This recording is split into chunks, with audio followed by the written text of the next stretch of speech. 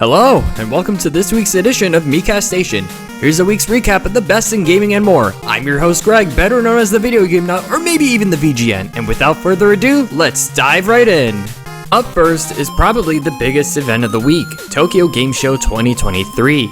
Being that there were very recent digital showcases from both Nintendo and PlayStation, there was tons of anticipation leading up to the main event, which at the time might just finish up itself.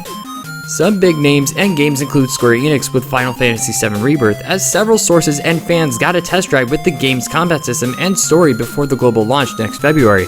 Sega along with that list having titles such as Sonic Superstars, Persona 5 Tactica, Persona 3 Reload, Like a Dragon Gaiden, The Man Who Erased His Name, and most notably, Like a Dragon Infinite Wealth, which now has a global release date of January 26, 2024. Capcom also showed off quite a bit with Dragon's Dogma 2, Apollo Justice Ace Attorney Trilogy, and several Monster Hunter projects, including a tease of the series' 20th anniversary celebration, all due next year. Other big names were also there, such as Bandai Namco with Tekken 8, Sandland, and Tales of Arise, Arc System Works with Under Night In-Birth 2, Sis Celeste with some Guilty Gear updates on the side, Konami boasting several releases and projects, including a dedicated show floor space for Metal Gear Solid Master Collection Volume 1, and much, much more. There was even the unexpected to be seen, such as the returns of obscure video game franchises like Rushing Bee, which were released under several different titles in the US, and even a very early prototype of an aftermarket Nintendo 3DS handheld. Of course, there's a ton I can go into here, but there's definitely still other things to cover with this Miikcast Station installment.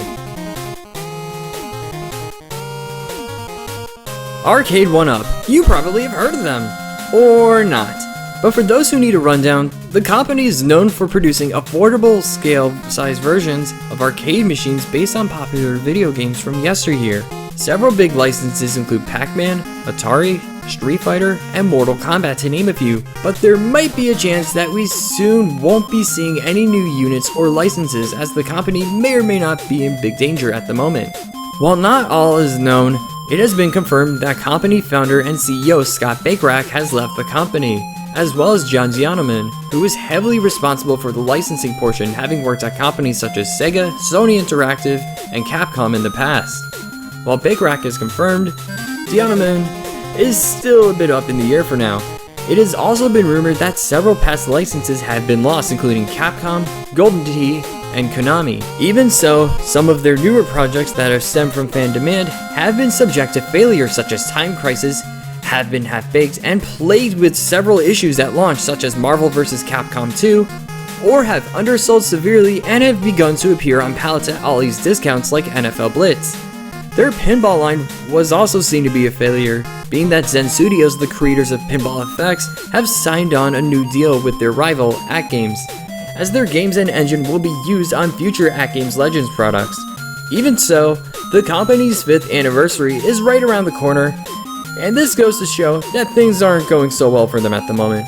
While a lot is locked away from the public, there's a good chance that 2024 could be Arcade 1UP's final year on the market if they don't get their business together.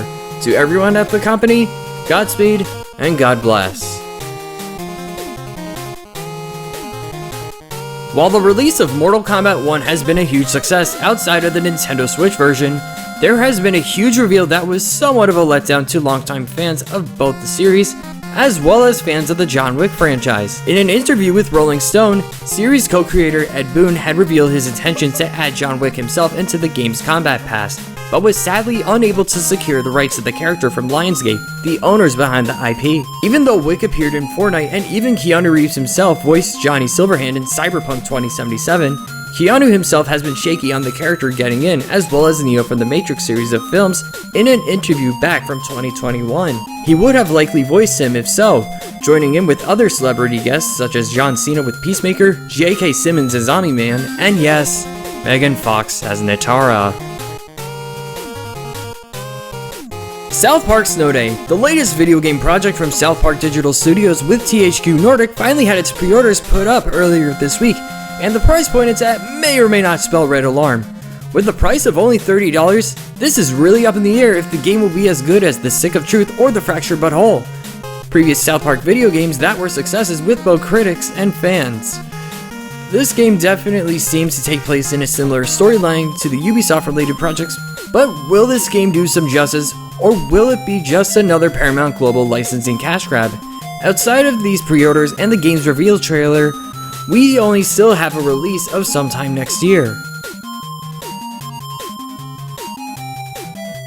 Embracer Group, the company that's now behind most of the IP and properties that were formerly owned by Square Enix Europe, has recently faced a number of hardships, which mainly revolves around laying off employees and closing off several development teams.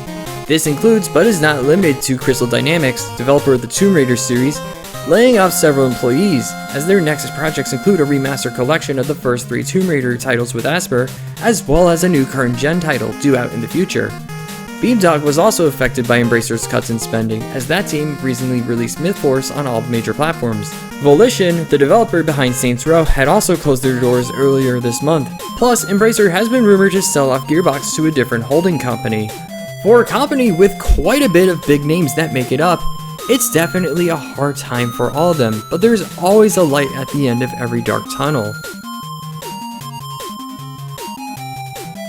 Recently, Ubisoft also confirmed the development of Tom Clancy's The Division 3 at Massive Entertainment. The studio is also currently working on Avatar: Frontiers of Pandora, due out later this December, and Star Wars Outlaws, due for release next year.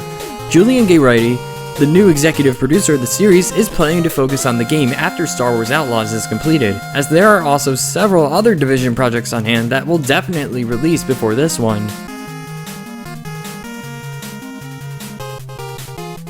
Regarding the CMA, this revolves around the nearly $69 billion acquisition for the ownership of Activision Blizzard, which was just provisionally approved in the UK after being initially rejected earlier in the year.